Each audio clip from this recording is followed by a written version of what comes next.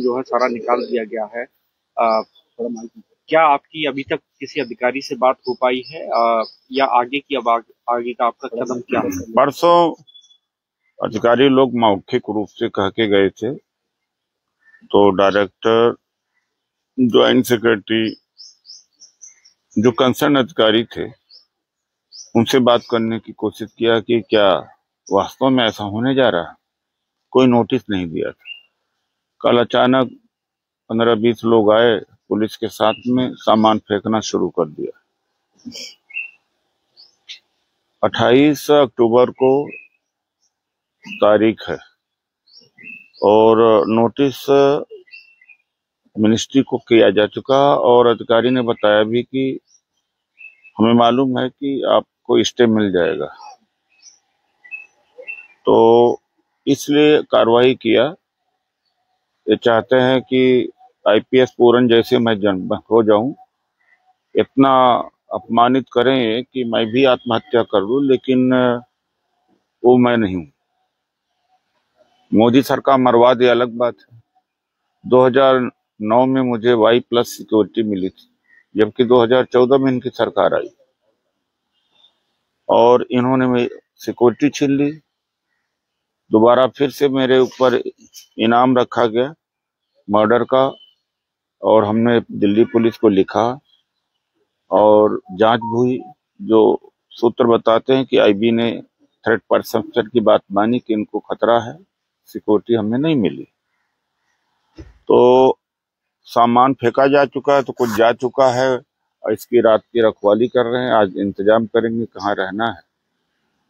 तो हजारों वर्ष से हम लोगों के पास घर तो रहा नहीं। ये जो मनुवादी व्यवस्था है, उस व्यवस्था में ऐसे ही व्यवहार किया जाता है। सीजीआई के साथ भी व्यवहार हुआ। वाई पूरन कुमार को मजबूर किया आत्महत्या करने के लिए। मुझे चाहते कि मैं अपने बच्चों और समाज के सामने लज्जित होकर के आत्महत्या कर दूं, होने वाला नहीं है।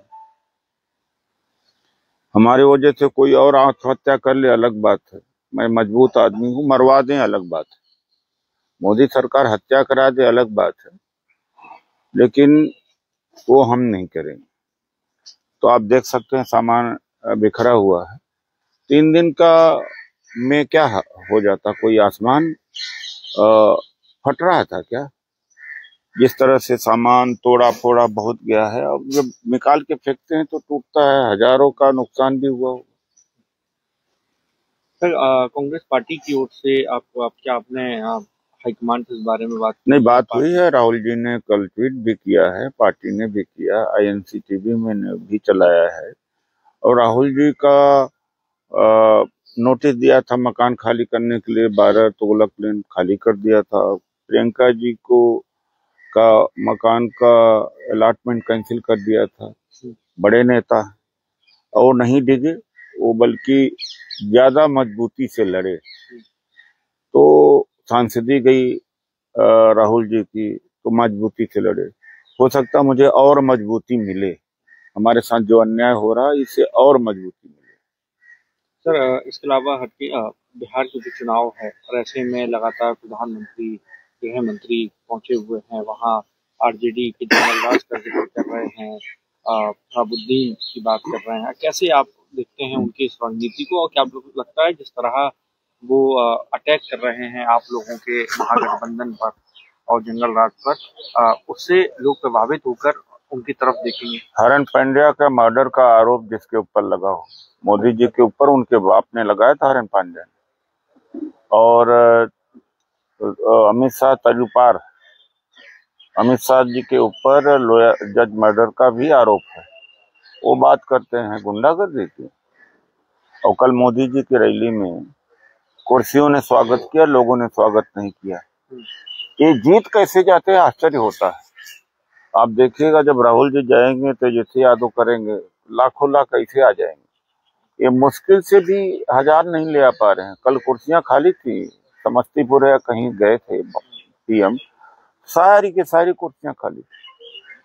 सर, बीजेपी की कैंडिडेट हैं मैथिली ठाकुर, अलीनगर से चुनाव लड़ रही हैं। अब वो उनकी तरफ से ये कहा जा रहा है कि इसका जैसे ही मैं चुनाव जीतूंगी अलीनगर का नाम बदलकर ईटानगर किया जाएगा। वो चुनाव जीतेंगे ही नहीं। जिस तरह से बहिष्कार हो रहा वहां पर, वो चुनाव जीतने वाली नहीं। सर, भारत और अमेरिका के बीच में ट्रेड डील लगभग पूरी होने वाली है। पीयूष गोयल ने ये ट्रेड डील नहीं है, ये सरेंडर डील है। क्योंकि तेल कम करेंगे खरीदना रूस से, तो सरेंडर हुआ। हमारी विदेश नीति के मालिक ट्रंप हैं और न जयशंकर है न मोदी हैं। मोदी ने 52 बार बोलने के बाद एक बार भी ट्रंप का जवाब नहीं दिया। और ट्रंप ये कहते हैं कि मैं नहीं चाहता कि मोदी को नुकसान करूं। ये कौन बर्दाश्त कर सकता है? पलट के जवाब देना चाहिए था कि आप कौन होते हैं कि आप हमें जिता देंगे, हरा देंगे, या हमें लाभ पहुंचा देंगे, या हमारा क्षति पहुंचा देंगे। ये कितना कायर प्रधानमंत्री हम जैसे लोगों के ऊपर अत्याचार करने के लिए बना है। कमजोर के ऊपर अत्याचार करता है ये व्यक्ति, और जो मजबूत होता है सरेंडर कर देता है।